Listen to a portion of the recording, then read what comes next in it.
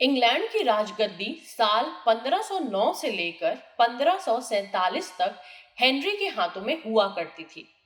राजा Henry की कई पत्नियां और एलिजाबेथ व मैरी नाम की दो बेटियां थीं।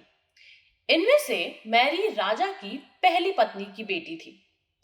राजा हेनरी को मैरी ज्यादा पसंद नहीं थी, इसलिए वो उसके साथ बुरा व्यवहार करते थे।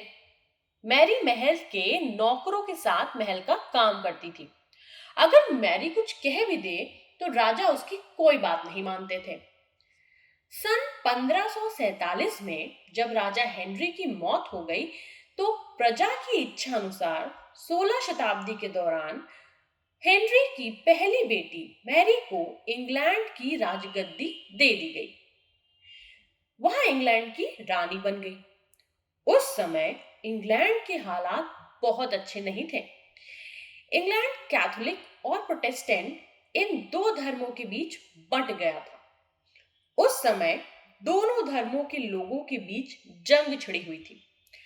रानी मैरी चाहती थी कि पूरे इंग्लैंड में सिर्फ एक ही धर्म हो, लेकिन लोगों ने उनकी यह बात मानने से साफ इनकार कर दिया था।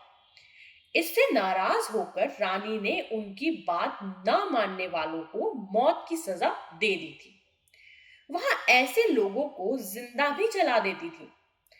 रानी मैरी की इस क्रूरता की वजह से इंग्लैंड के लोग उनसे नफरत करने लगे। ऐसा भी कहा जाने लगा कि रानी मैरी कुंवारी जवान लड़कियों के खून से नहाती थी। उनका मानना था कि उनके खून से नहाने से वह ज्यादा दिनों तक जवान रह सकती हैं।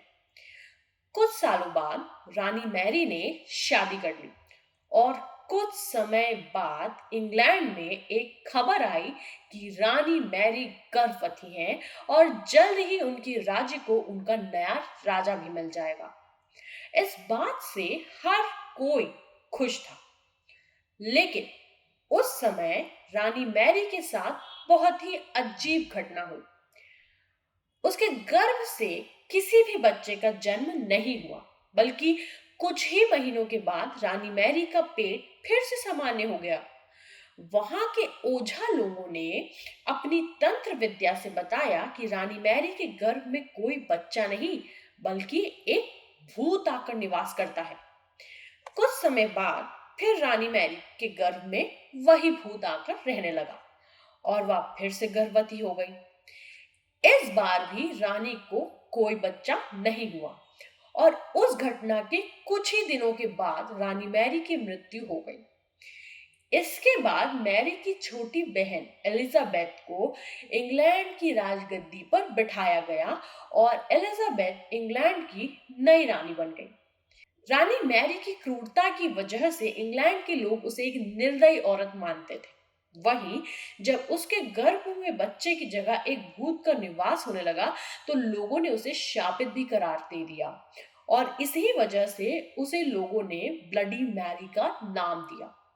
ब्लडी मैरी की कहानी हमें यह सीख देती है कि अपने निजी विचारों व सोच को लेकर दूसरे लोगों पर दबाव नहीं बनाना चाहिए। शांति और करुणा से लोगों का ख्याल रखना ही मनुष्य का धर्म है।